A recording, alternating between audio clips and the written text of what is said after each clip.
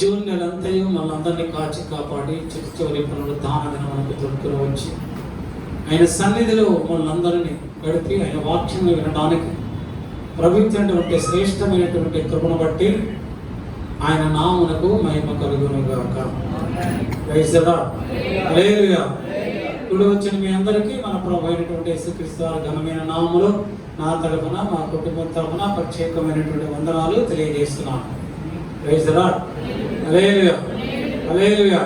హల్లెలూయా. మనం అందరం కూడా ప్రతిరోజు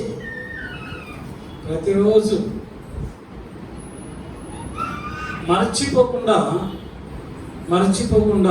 ప్రతిరోజు కూడా ఏదో ఒక సమయంలో కనీసం మీరు లేచిన వెంటనే అయితే మరీ మంచిది, కనీసం అప్పుడు మీకు గుర్తు రాకపోయినా రోజు మధ్యలో ఏదో ఒక టైంలో మనం అందరము కూడా, మీరు నేను మనం అందరము కూడా ఒక విషయాన్ని జ్ఞాపకం చేసుకోవాలి. అదేంటంటే మనము ఏ స్థితిలో ఉన్నాం, మన పూర్వస్థితి ఏమిటి, గతించిన రోజులలో మనం ఎలాగా ఉండేవాళ్ళం, ప్రభువులకు వచ్చిన తరువాత ఇప్పుడు ఏ స్థితిలో ఉన్నాం, దీనిని మనం ప్రతిరోజు జ్ఞాపకం చేసుకోవాలి. అంటే నీ పూర్వదినములను జ్ఞాపకము చేసుకున్నాము. ద్వితీయోపదేశకాండ 32వ అధ్యాయం 7వ వచనంలో ప్రభు మాట్లాడుతున్నారు, మీ పూర్వదినములను జ్ఞాపకము చేసుకున్నాము. Remember the days of old. మన పూర్వదినములను మనము జ్ఞాపకం చేసుకోవాలి. తరతరములకు సంవత్సరములను తలంచుకో. నీకు ఊహ వచ్చిన దగ్గర నుండి నీ పూర్వస్థితి ఎలాగా ఉన్నదో ఆ స్థితి నుండి ఇప్పటి వరకు నీ స్థితి ఎలాగా ఉన్నదో, ఇప్పుడు ఎలాగా ఉన్నావో నువ్వు జ్ఞాపకము చేసుకో. ఎవరైతే జ్ఞాపకం చేసుకుంటారో, ఎవరైతే తమ పూర్వస్థితిని జ్ఞాపకం చేసుకుంటారో వారు ప్రభువునందు బహు భయభక్తులు కలిగి ఉంటారు. పూర్వస్థితిని జ్ఞాపకం చేసుకోకుండా ప్రస్తుతం ఇచ్చినటువంటి స్థితిని జ్ఞాపకం చేసుకుంటే మనలో గర్వము, అతిశయము పెరుగుతుంది. దేవుడు ఆ దీన దశలో నుండి ఉన్నతమైనటువంటి స్థితిలోనికి ప్రభు మనల్ని ఇప్పుడు తీసుకుని వచ్చాడు. గనుక ప్రతి క్షణము కూడా నువ్వు మర్చిపోకుండా ఆ దీన స్థితిని నేను కూడా జ్ఞాపకము చేసుకోవాలి. ఒక రాజుగారి దగ్గర మంత్రి గారు ఉన్నారట. ఆ మంత్రి గారు చాలా తెలియగలవారు. ఆ రాజు ఎప్పుడు కూడా ఆ రాజుకి ఏ సమస్య వచ్చినా ఆ మంత్రి గారి పరిష్కరిస్తూ ఉండేవారు. ఆ మంత్రి గారు చాలా వృద్ధాప్యంలో ఉన్నారు. అయితే ఆ మంత్రి గారి ఇంటి చుట్టూ కూడా సైనికులు ఎప్పుడూ కాపలాగా ఉంటారు, ఇంట్లో పని వాళ్ళు ఉంటారు. ఆయన ప్రతిరోజు వేకువజామున లేచి ఆయన లేచిన వెంటనే ఆయన మంచం కింద ఒక పెట్టె ఉంటుందట. ఆ పెట్టె తీసి తెరచి చూసుకొని, ఆ పెట్టెలో ఉన్న వాటన్నిటిని చూసుకొని మళ్ళీ ఆ పెట్టె మూసివేసి అప్పుడు తన పనులన్నీ చూసుకొని రాజుగారి దగ్గరికి వెళ్ళేవాడు. ఇలా కొన్ని సంవత్సరాల నుంచి జరుగుతూ ఉంది. ఆ ఇంటిలో పని వాళ్ళు అనుకుంటున్నారట, ఈయన ఏంటి తలుపు వేసుకుంటాడు, ఆ పెట్టె తీస్తాడు, చూస్తాడు, మళ్ళా పెట్టె మూసేస్తాడు, తాళం వేస్తాడు, రాజుగారి దగ్గరికి వెళ్ళిపోతాడు అని వాళ్ళు అబ్జర్వ్ చేస్తూ ఉన్నారట. ప్రతిరోజు అబ్జర్వ్ చేస్తూ ఉన్నారు. కొన్ని రోజులు అయిన తర్వాత వాళ్ళకి ఒక అనుమానం వచ్చింది. ఏ అనుమానం వచ్చింది?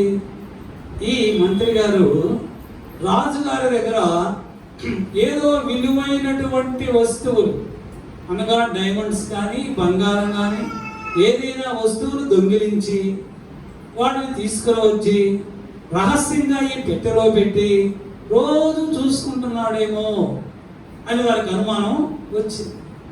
ఆ అనుమానం అలాగా బలపరచబడిపోయి ఆ అనుమానాన్ని వాళ్ళలో దాచుకోలేక కడుపు ఉబ్బిపోయి రాజుగారి దగ్గరికి వెళ్ళి చెప్పారు.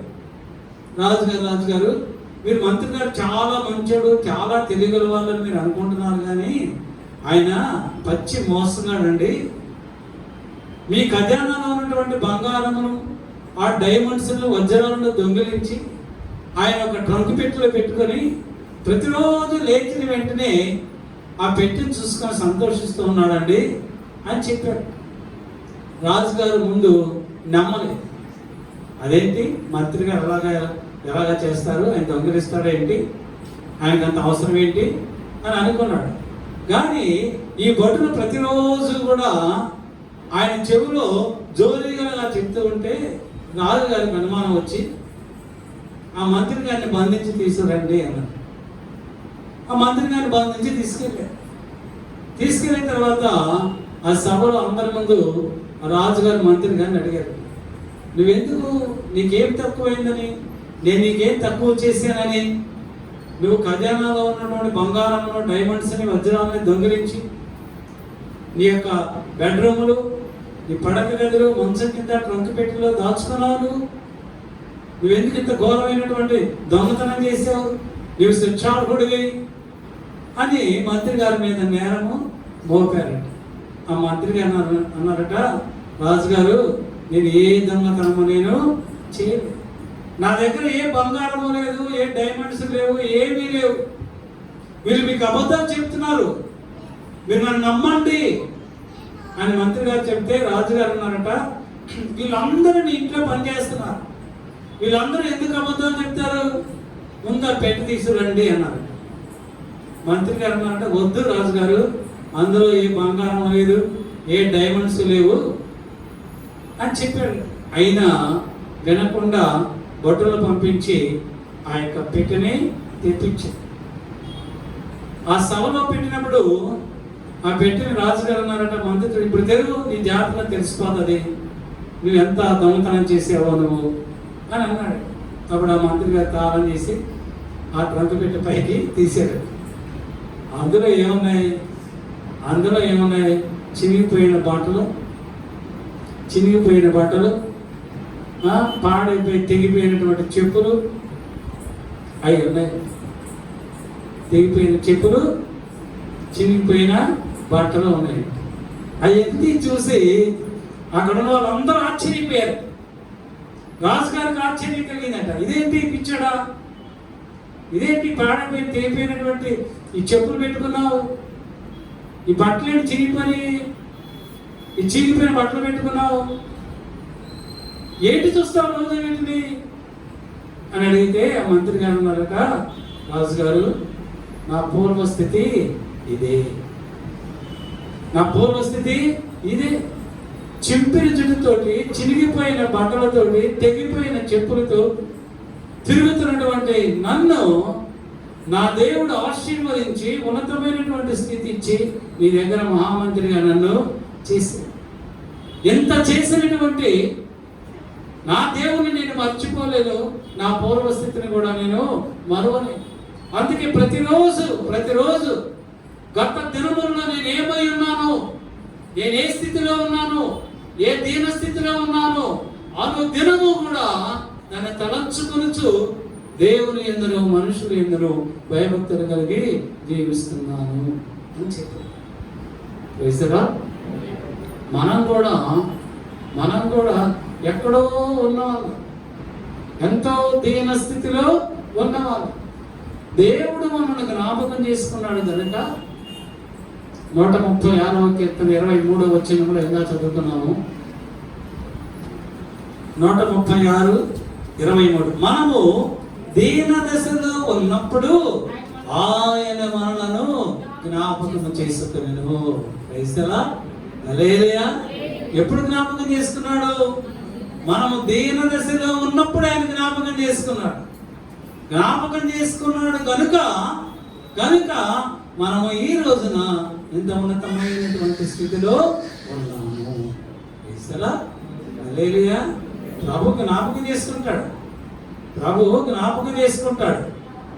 మనకు శ్రమ వచ్చినప్పుడు, మన కష్టాలు వచ్చినప్పుడు, అవమానములు వచ్చినప్పుడు, నిందన కలిగినప్పుడు, అపారమును మోయలేనటువంటి పరిస్థితిలో ఉన్నప్పుడు దేవుడు మనల్ని జ్ఞాపకం చేసుకుంటాడు.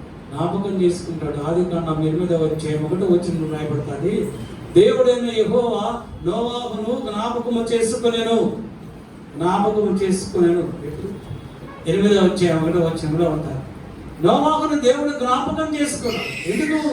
ఆ ప్రళయములో నుంచి, జల ప్రళయములో నుంచి రక్షించడానికి, మరణము నుంచి రక్షించడానికి దేవుడు నోవాహును జ్ఞాపకము చేసుకొనెను. దావీదు మహారాజు అంటున్నాడు 105వ కీర్తన 43వ వచనం చదవండి. 105:43. ఆయన తన ప్రజలను సంతోషముతోను తాను ఏర్పరచుకొనిన వారిని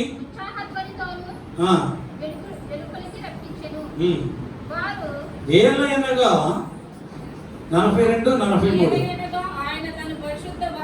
ఏలయనగా ఆయన తన పరిశుద్ధ వాగ్దానమును తన సేవకుడైన అబ్రహామును జ్ఞాపకము చేసుకొని ఆయన తన ప్రజలను సంతోషముతోను తాను ఏర్పరచుకొనిన వారిని ఉత్సాహధ్వనితోను వెలుపలికి రప్పించెను. హల్లెలూయా, హల్లెలూయా, హల్లెలూయా.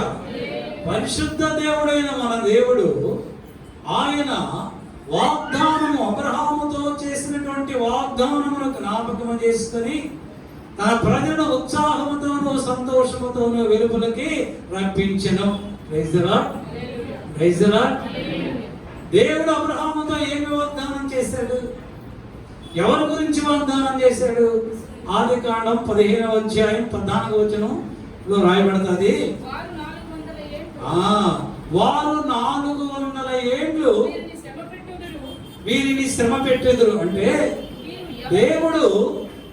దేవుడైనటువంటి యెహోవా అబ్రహాము నిద్రపోవచ్చున్నప్పుడు ఆ స్వప్నములో అబ్రహాముతో మాట్లాడుతున్నాడు, నీ జనము ఐగుప్తు దేశములో, పరదేశములో వాళ్ళు నివసిస్తారు.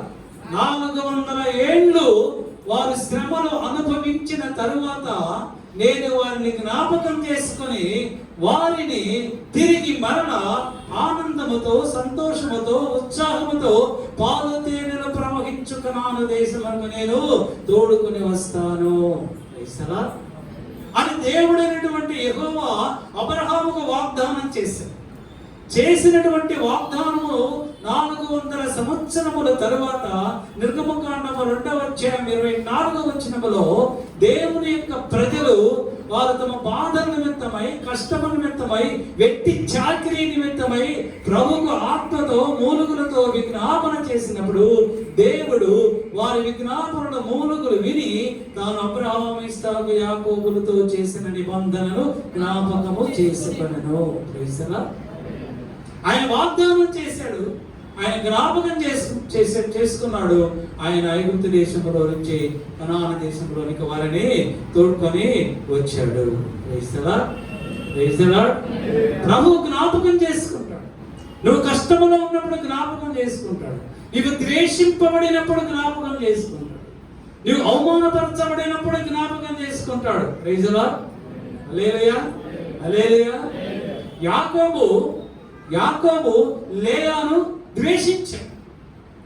ఎందుకు ద్వేషించాడు? అందముగా లేదని ద్వేషించాడు. జబ్బు కళ్ళతో ఉందని ద్వేషించాడు.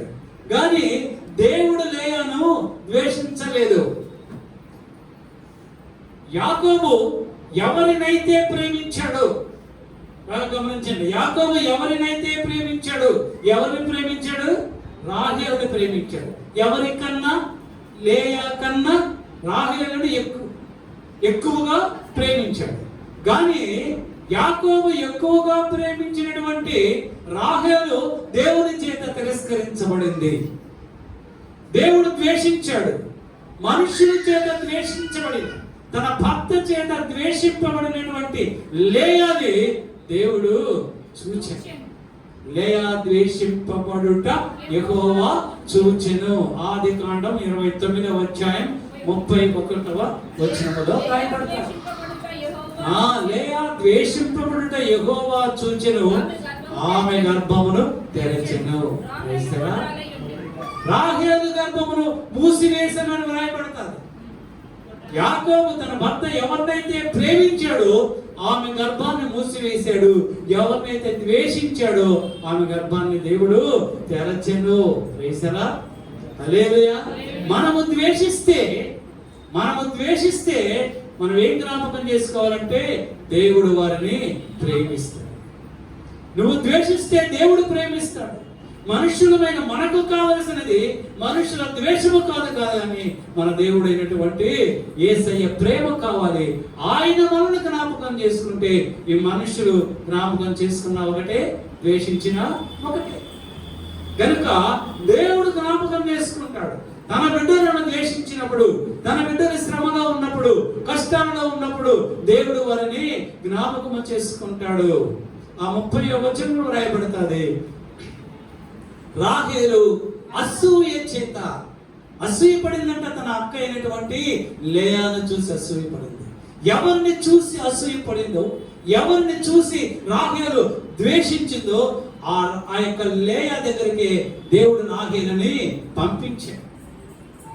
ఎవరినైతే ద్వేషించిందో, ఎవరి మీదైతే అసూయపడిందో ఆమె దగ్గరికి రాహేలుని లేయా దగ్గరికి దేవుడు పంపించాడు. చదవండి 31వ అధ్యాయం 22వ వచనం. 22 కాదు, దేవుడు రాహేలును జ్ఞాపకము చేసుకొని ఆమె మనవి విని ఆమె గర్భము తెరిచెను. అది కాదమ్మా, 30వ అధ్యాయం 14వ వచనం. లేయా ఎవరో ఒక చదవండి. గోధుమల కోతకాలములో రూబేను వెళ్ళి పొలములో పుత్రదాత వృక్షపు పండ్లు చూచి తన తల్లి అయిన లేయాకు తెచ్చి ఇచ్చెను. అప్పుడు రాహేలు నీ కుమారుని పుత్రదాత వృక్షపు పండ్లలో కొన్ని నాకు దయచేయమని లేయాతో అనగా ఆమె నా భర్తను తీసుకుంటివే అది చాలదా? ఇప్పుడు నా కుమారుని పుత్రదాత వృక్షపు పండ్లని మనచుంటివా అని చెప్పాను. అందుకు రాహేలు కాబట్టి నీ కుమారుని పుత్రదాత వృక్షపు పండ్లు నిమిత్తము అతడు ఈ రాత్రి నీతో శయనించునని చెప్పాను. హల్లెలూయా, హల్లెలూయా. దేవుడు రాహేలుని లేయా దగ్గరికి పంపించాడు. ఎవరినైతే ద్వేషించిందో, ఎవరైతే తను కాలం ఎత్తి నేను నీకంటే అందగత్తెను, నీకంటే గొప్పదానను, నా భర్త నాతోనే ఉన్నాడు, నీతో లేడు, నిన్ను ద్వేషించాడు, నాతో ఉన్నాడు అని విర్రవీగింది, గర్వపడిందో దేవుడు ఏం చేశాడంటే ఆమె గర్వాన్ని అణిచివేశాడు. వెళ్ళు నీకు సంతానం కావాలంటే నువ్వు వెళ్ళి నీ అక్క నువ్వు అడుగు. ఆ పుత్రదాత వృక్షపు పండ్ల కొరకు, సంతానము కొరకు రాహేలు లేయా దగ్గరికి వెళ్ళి బ్రతిమలాడుకుంటుంది. లేయా అంటుంది, నీకు ఆ పండ్లు కావాలంటే నీ భర్తను నాకు ఇచ్చే. నన్ను ద్వేషించి నన్ను అసహించుకొని నా భర్తని దగ్గర ఉంచుకున్నావు కదా, నా భర్తను మొన్న తిరిగి నా దగ్గరకు నువ్వు పంపించంటే రాహేలు ఆ పండ్ల కొరకు, సంతానము కొరకు ఏం చేసిందంటే యాకోబుని లేయా దగ్గరికి పంపించింది. వేసారా? హల్లెలూయా. రాహేలు ఎంతో అవమానపడింది. రాహేలు తన గొడ్రాలై ఉండెను రాయబడతాది అక్కడ. రాహేలు గొడ్రాలై ఉండెను, ఆమె గొడ్రాలై ఉన్నది కనుక అక్కడ ఉన్న ప్రజలందరూ కూడా ఈమె ముఖము చూడకూడదు.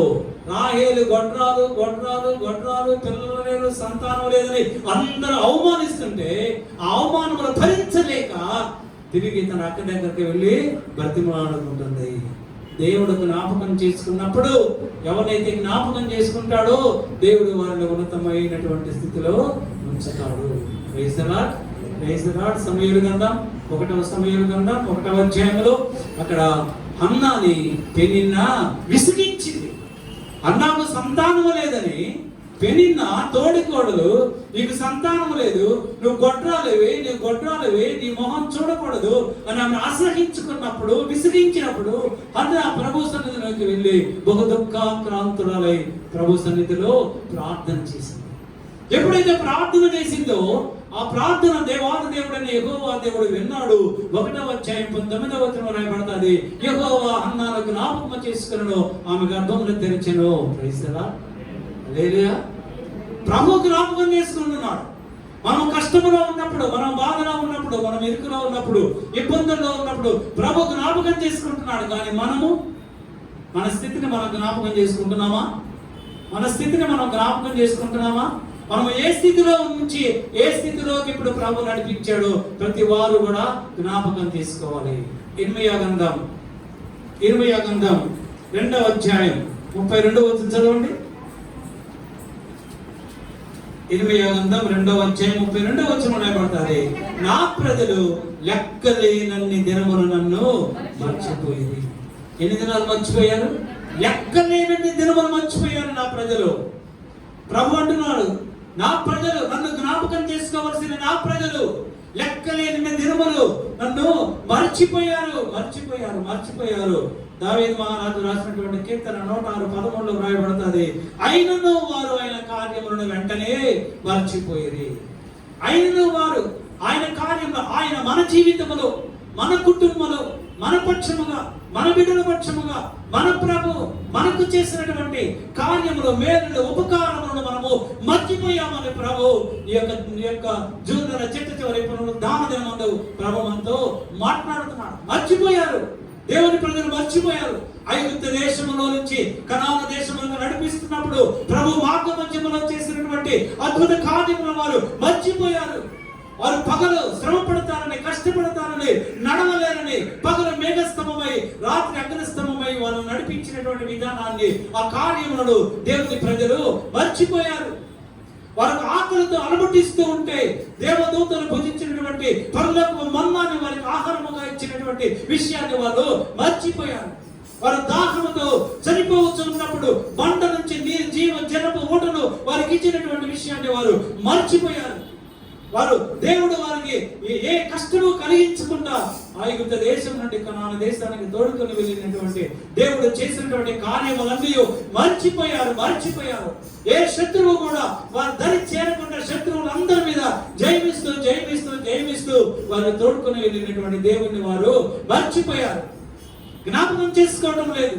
ఈ దినాలలో దేవుని బిడ్డలు కూడా వారి జీవితంలో, వారి కుటుంబాలలో ప్రభువు చేసినటువంటి మంచి కార్యములను, మేలును, ఉపకారములను మనం అందరం కూడా మర్చిపోతున్నాం. మర్చిపోవచ్చా? ఆ మంత్రి గారు మర్చిపోయారా? ప్రతిరోజు కూడా ఆ పెట్టెను తీసి తన పూర్వ స్థితిని జ్ఞాపకం చేసుకుంటున్నాడు. తన చెప్పులు పనికిరానటువంటి ఊడిపోయినటువంటి ఆ చెప్పును చూసుకుంటున్నాడు.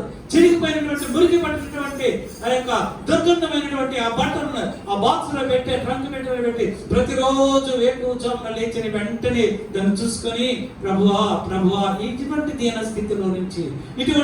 స్థితిలో నుంచి నాకు ఉన్నతమైనటువంటి స్థితిలో నువ్వు నాకు అనుగ్రహించావు, నీకు స్తోత్రాలు ప్రభు అని ప్రభుని గణపరుస్తున్నాడు. ఈ మధ్య నిన్ననే అనుకుంటా, మొన్న టీవీలో ఒక యూట్యూబ్లో ఒక ఇంటర్వ్యూలో ఒక ఛానల్ వాళ్ళు ఇంటర్వ్యూ చేస్తుంటే ఒక పెద్ద ఇండస్ట్రియలిస్ట్ ఒక కోర్టుల అధిపతి ఆయన ఇంటర్వ్యూ చేస్తుంటే ఆయన చెప్తున్నాడు, ఆయన మిడిల్ క్లాస్ ఫ్యామిలీ నుంచి వచ్చాడు. ఆయన ఆస్ట్రేలియా వెళ్ళాడు, చదువుకోవడానికి ఆస్ట్రేలియా వెళ్ళాడు. అక్కడికి వెళ్ళిన తర్వాత ఏ ఉద్యోగం రాలేదు అతను, ఏ పార్ట్ టైం జాబ్ రాలేదు చదువుకోవడానికి. మరి ఫీజులు కట్టడానికి డబ్బులు లేవు. అటువంటి పరిస్థితిలో ఏం చేయాలో తోచక తెలిసిన వాళ్ళందరినీ అడిగారు, ఎవరు సహాయం చేయలేదు. బంధువులందరినీ అడిగారు, ఎవరు సహాయం చేయలేదు. ఆ సమయంలో ఏం చేయాలని ఆలోచిస్తూ ఉంటే, తన ఉద్యోగం కొరకు ప్రయత్నిస్తూ ఉంటే, ఒక హాస్పిటల్ వాళ్ళు నీకు ఉద్యోగం ఇస్తామని చేస్తావా అన్నారు. చేస్తానన్నాడు.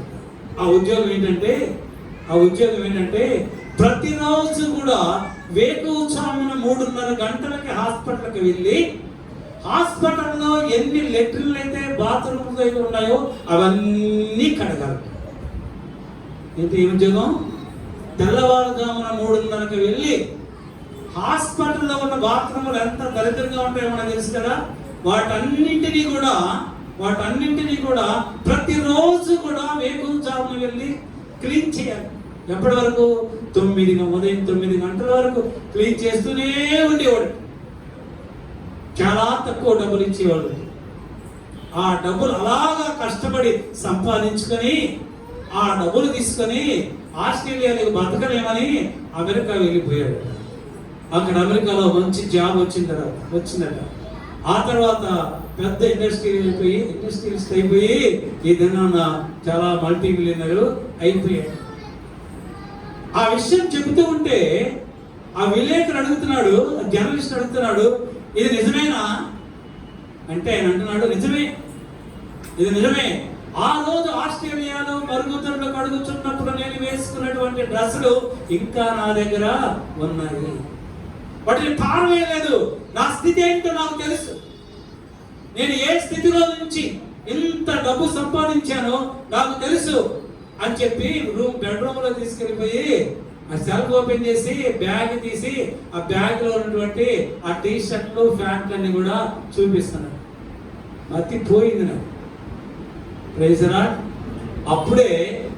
అప్పుడే ఈ వాక్యం చెప్పమని సంఘంలో ప్రభు నాకు బయలుపరిచాడు. అప్పుడే జ్ఞాపకం చేసుకో, నీ స్థితి ఏంటో జ్ఞాపకం చేసుకో. మన స్థితిని మనము జ్ఞాపకం చేసుకో. ఈరోజు ప్రభు ఆయన సన్నిధిలో, ఆయన సముఖములో నన్ను నిలవబెట్టి ఇంతగా హెచ్చించి దేవుని వాక్యంలో ప్రకటించడానికి ఇచ్చినటువంటి ఈ శ్రేష్టమైనటువంటి కృప వెనుక నా స్థితి ఏ విధంగా ఉండేదంటే, నేను కాలేజీలో హై స్కూల్లో చదువుకోవడానికి ఫీజులు కట్టడానికి కూడా డబ్బులు లేని పరిస్థితిలో ఆదివారం సెలవు వస్తే ఆ రోజు పొగతోటలో ఆ యొక్క మల్లె తీయటానికి వెళ్తే చేతుల నిండా మట్టి జిడ్డు చేదు మహా భయంకరంగా ఉండేది. ఆ సమ్మర్లో ఎండాకాలంలో ₹1 కూలి కొరకు వెళ్ళేవాడిని. ఆ రూపాయి తెచ్చుకుని కాలేజీలో ఫీజు కట్టుకోవాలి. కొంత ఫీజు మెరిట్ స్కాలర్షిప్ వస్తే కొంత అమౌంట్ కట్టించు వాళ్ళే క్రెడిట్ చేసుకునేవాళ్ళు ఫీజు కింద. మిగతా డబ్బు అవసరాలకి డబ్బు కొరకు కూలికి వెళితే ఆ మధ్యాహ్న సమయంలో ఆ భోజన టైం అప్పుడు జొన్న అన్నం తీసుకొని కారము, గొడ్డు కారం అంటే పెద్ద ఉల్లిపాయలతో కారం చేస్తారు. మీకు తెలియదు, గుంటూరు సైడ్ వాళ్ళకి తెలుస్తారు. ఆ కారంతో భోజనం చేసిన తర్వాత ఆ కుంటలో నీళ్లు మురికి నీళ్ళు ఉంటాయి. ఇప్పుడైతే ఫిల్టర్లు కావాలి మనకి, ఇప్పుడైతే వాటర్ బాటిల్స్ నీళ్ళు కావాలి. ఫిల్టర్ అప్పుడు ఏమి ఉండవు. ఆ మురికి నీళ్ళు తాగి భోజనం చేసిన తర్వాత మళ్ళా ఎండలో పనికి వెళ్ళిపోతే పని చేస్తున్న అర్ధగంట 30 గంటలోనే ఆ తిన్న భోజనం అంతా వామిటింగ్ అయిపోయేది. ఎందుకు? ఆ చేదంతా కడుపులోకి వెళ్ళిపోయేది, అంతా బయటకు వచ్చేది.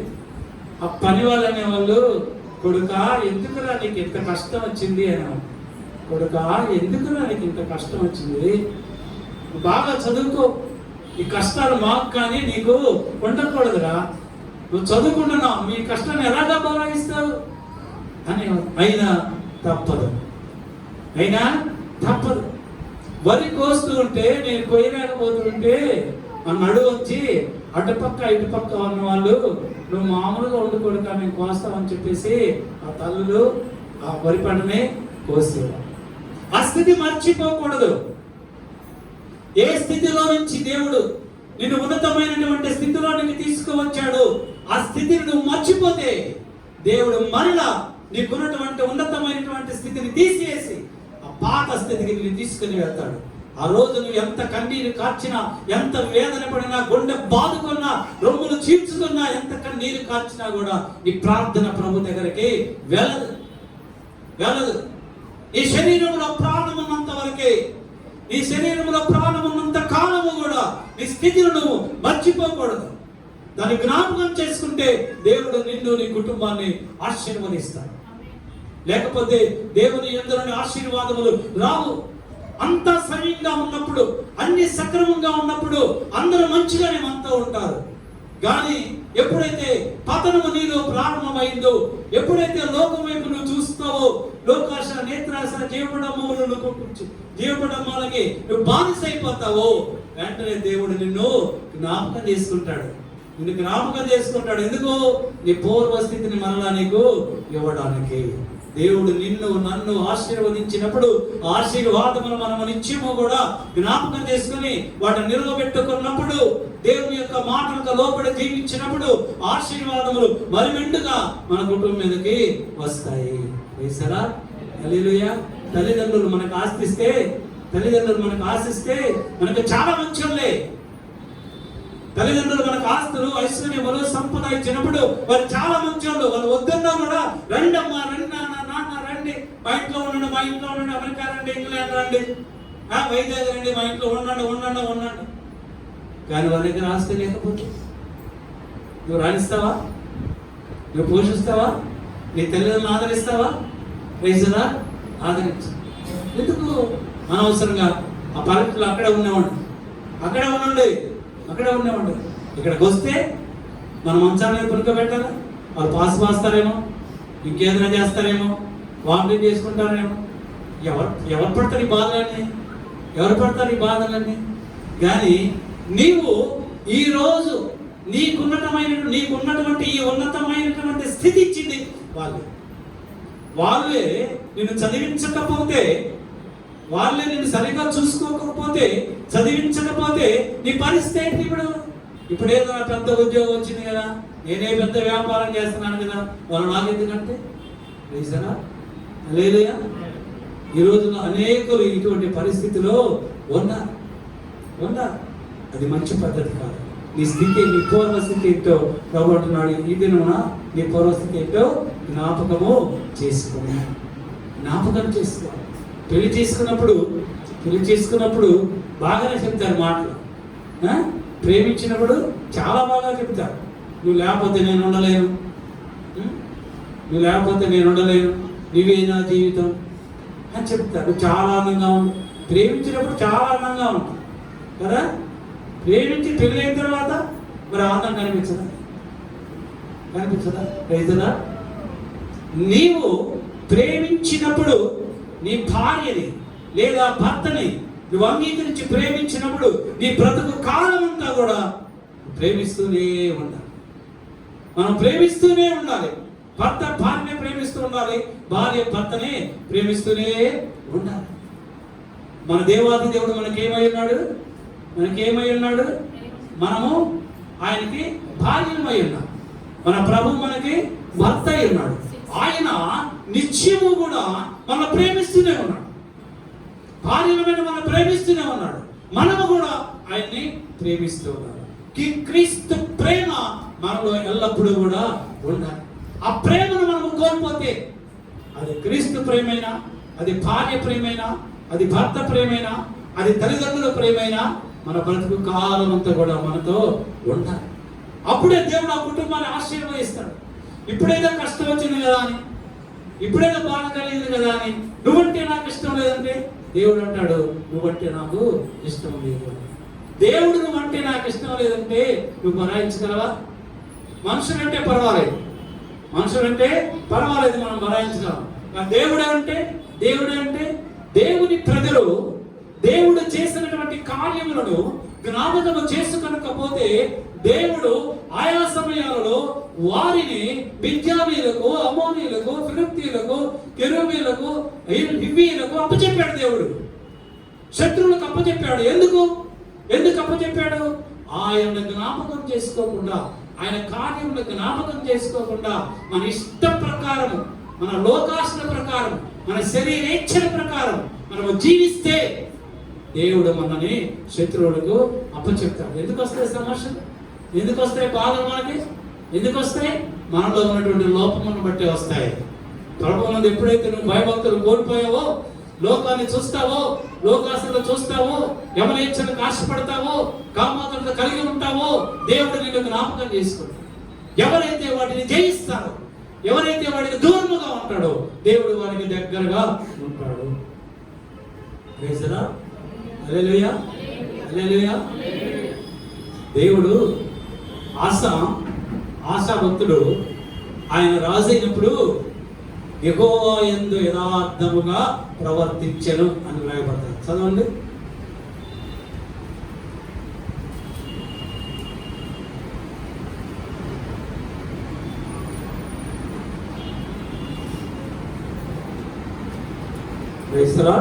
హల్లెలూయా, హల్లెలూయా. 2వ దినవృత్తాంతముల గ్రంథం 16వ అధ్యాయం 12-13 వచనం. 2వ దినవృత్తాంతముల గ్రంథం 12వ అధ్యాయం 13వ వచనం. ఆసా తన ఏలుబడి యందు 39వ సంవత్సరమున పాదములలో జబ్బు పుట్టి తాను బహు బాధపడినను దాని విషయములో అతడు యెహోవా యొద్ద విచారణ చేయక వైద్యులను పట్టుకొనెను. ఆసా తన పితరులతో కూడా నిద్రించి తన ఏలుబడి యందు 41వ సంవత్సరములో మృతి నొందెను. ఆసా యెహోవా దృష్టికి యథార్థముగా ప్రవర్తించెను అనే 14వ అధ్యాయంలో ఉంటారు. యథార్థముగా ప్రవర్తించాడు ఆసా. ఆ తరువాత ఇజ్రాయేలీలు ఆసా మీదకి యుద్ధానికి దండెత్తి వచ్చినప్పుడు ఈ ఆసా ఏం చేశాడంటే దేవుని యొద్దకు వెళ్ళలేదు. దేవుని యొద్దకు వెళ్ళలేదు. సిరియా రాజు అయినటువంటి బెన్హదదును ఆశ్రయించాడు. దేవుని ఎడల యథార్థముగా ప్రవర్తించిన నీవు దేవుడు ఆసా నా యందు యథార్థముగా ప్రవర్తించాడని సాక్ష్యం పొందుకున్న ఆసా ఇప్పుడు శత్రుడు తన మీదకి యుద్ధానికి వచ్చినప్పుడు దేవుని యొద్దకు వెళ్ళలేదు గాని, దేవుని యొద్ద విచారణ చేయలేదు, దేవుణ్ణి ఆశ్రయించలేదు గాని ఆ సిరియా రాజైనటువంటి బెన్హదదు దగ్గరికి వెళ్ళాడు. అప్పుడు దీర్ఘదర్శి అయినటువంటి హనన్య ఆసా దగ్గరకు వచ్చి మాట్లాడుతూ ఉన్నాడు. 16వ అధ్యాయం 7వ వచనం చదవండి.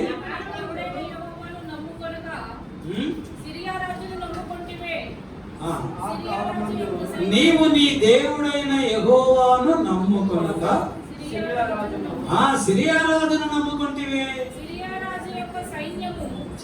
9వ వచనం చదవండి. తన ఎడల యథార్థ హృదయము గలవారిని బలపరచుటకై యెహోవా కనుదృష్టి లోకమందంతటా సంచారము చేయుచున్నది. ఈ విషయమందు నీవు మతి తప్పి ప్రవర్తించితివి గనుక ఇది మొదలుకొని నీకు యుద్ధములే కలుగు. ప్రభుని ఆశ్రయించకుండా ఆ యొక్క సిరియా రాజుని అన్యుడు విగ్రహారాధికులను మనం ఆశ్రయిస్తే దేవుడు అనేటువంటి యెహోవా అంటున్నాడు, నీవు ఈ విషయంలో మతి తప్పి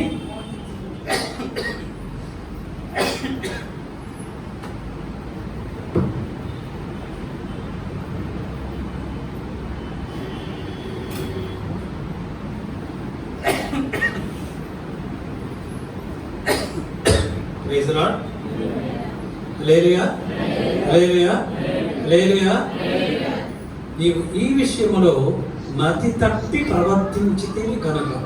ఏ విషయంలో? ప్రభువుని ఆశ్రయించవలసిన నీవు మనకు కష్టం వచ్చినప్పుడు, మనకు బాధ వచ్చినప్పుడు, అవమానం కలిగినప్పుడు, నిందలు వచ్చినప్పుడు, ఏదైనా సమస్య వచ్చినప్పుడు మనం ఎవరిని ఆశ్రయించాలా? ఆ? ప్రభువుని ఆశ్రయించాలి. ఆయన ఆశ్రయిస్తే ఆయన మన సమస్యలో నుంచి మనకి సంపూర్ణమైనటువంటి విడుదల కలుగు చేస్తాడు. ఈ యొక్క ఆశని అంటున్నాడు 16వ అధ్యాయం 1వ వచనంలో తన ప్రజలతో ఏమన్నాడు?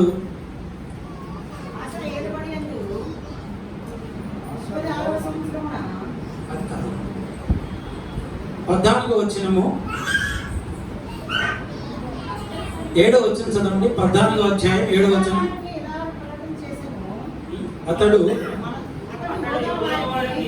అతడు యోధా వారికి ఇలాగ ప్రకటన చేశాను, ఆ దేవుడైన యెహోవాను మనము ఆశ్రయించితిమి, ఆశ్రయించినందున ఆయన మన చుట్టూ నెమ్మది కలుగజేశాను. ఈ ఆశారాజు యెహోవా దృష్టికి యథార్థముగా ప్రవర్తించినప్పుడు తన ప్రజలతో ఏమంటున్నాడంటే, మనము మన దేవుడైన యెహోవాను ఆశ్రయించితిమి కనుక ఆయన మన చుట్టూ నెమ్మది మనకి కలుగజేశాడు. ఇప్పుడైతే అదే రాజు శత్రువు తన మీదకి యుద్ధానికి వచ్చినప్పుడు ప్రభువుని ఆశ్రయించకుండా సిరియా రాజును ఆశ్రయిస్తే ప్రభు అంటున్నాడు, ఓ ఆశ, నీవు ఈ విషయంలో మతి తప్పి ప్రవర్తించి కనుక ఇంక నీకు అన్ని కూడా కష్టాలే. కనుక మన కష్ట సమయంలో ప్రభువుని ఆశ్రయిస్తే ఆయన మన జ్ఞాపకం చేస్తాడు. ప్రభు మన జ్ఞాపకం చేసుకుంటే మనకు సంతోషము, ఆనందము, నెమ్మది కలుగుతుంది. ఈ లోకములో వాళ్ళు తాత్కాలికంగా మనకి ఉపశమనము ఇవ్వవచ్చు.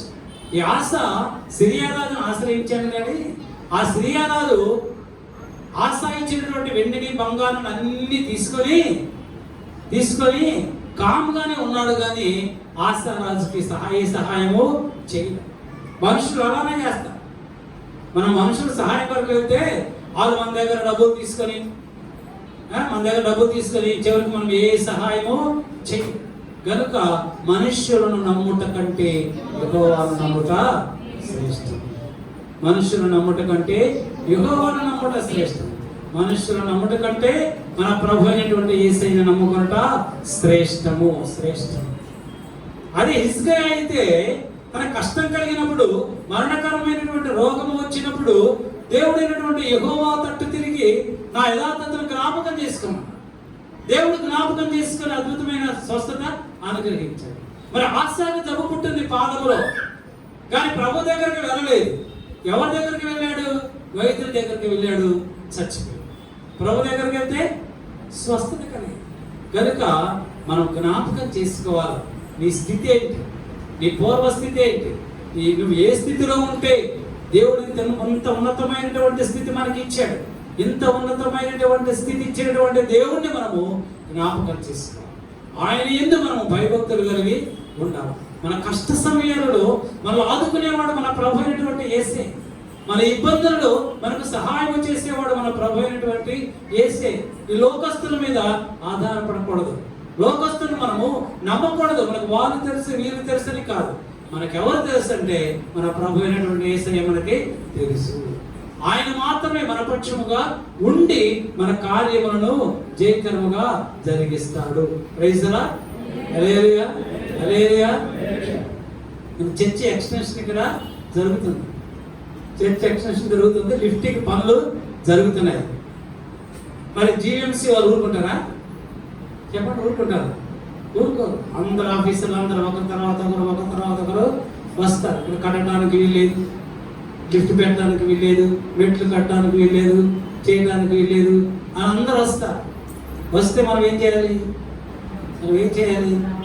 ప్రభు దగ్గర ప్రార్థన చేయాలి. అది ప్రారంభించక మునిపే 2 నెలల నుంచి నేను ప్రార్థన చేస్తూ ఉన్నాను. ఏమని? జీవీఎంసీ వాళ్ళు వచ్చి అభ్యర్థన పెట్టకుండా అందరికీ మా ఇళ్ళ దయను కనికరం దయచేయి ప్రభు అని ప్రార్థన చేస్తున్నాను.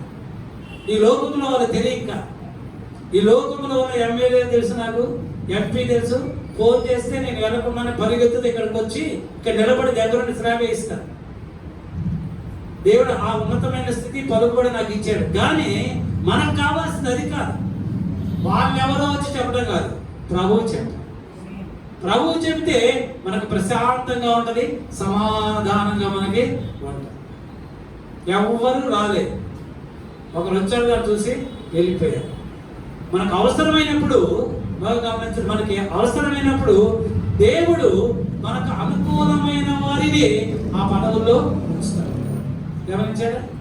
మనకు అవసరమైనప్పుడు ఏది అవసరం అవుతుందో ప్రభు మన పక్షంగా ఉంటే అక్కడ అధికారులు కూడా మనకు అవసరమైన వాళ్ళనే ఉంచుతారు. ఇప్పుడు ఆ జీవీఎంసీలో ఉన్నటువంటి ఏసీపీ గారు క్రిస్టియనే. ఆయన ప్రభు నమ్ముకున్న వ్యక్తి. వెళ్ళిన వెంటనే ఆయన హడావుడిని ఎక్కడికి వెళ్ళిపోతున్నారు. నన్ను చూసిన వెంటనే ఫాదర్ గారు కూర్చోండి, ఇది వచ్చానని ఆ లెటర్ ఇచ్చిన వెంటనే తీసుకుని నన్ను సంతకం పెట్టి అటెండర్కి ఇచ్చేసి మీరు వెళ్ళండి ఫాదర్ అన్నారు.